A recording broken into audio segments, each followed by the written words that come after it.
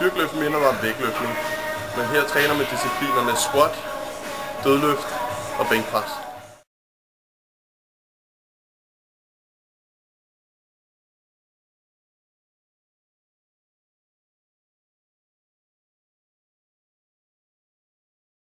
Jamen, både min far, onkel og farfar, de var vægtløftere i deres unge dage, og min far han blev dansk mester, og så en dag så besluttede han, at nu vil han i gang igen, og så tog jeg med.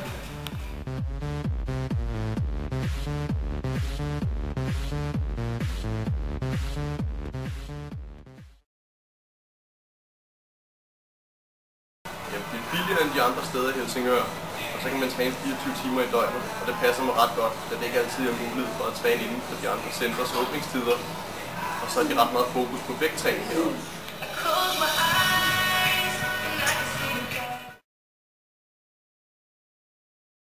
Altså, jeg får højere for tynd. Jeg skal helst have taget nogle kilo på, hvis jeg skal have mulighed for at lyde bedre.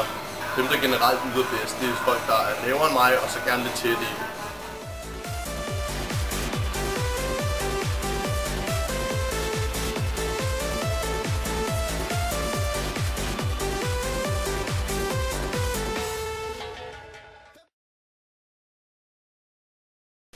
Altså, jeg drikker proteinshakes og kreatinpulver, og så holder jeg en sund stil i køkkenet.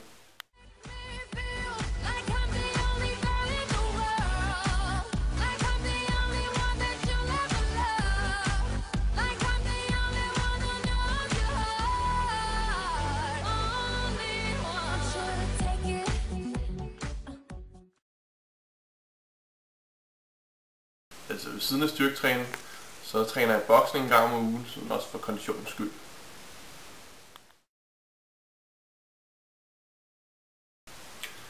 Altså bliver man ikke så udmattet, når man skal lave en masse tunge løft, og så lettere at komme igennem et tungt træningspas. Jeg var altid den tynde, da jeg var mindre, som folk kunne skubbe rundt med, hvis de ville. Og det er ikke noget, jeg vil tilbage til, så planen er, at jeg fortsætter.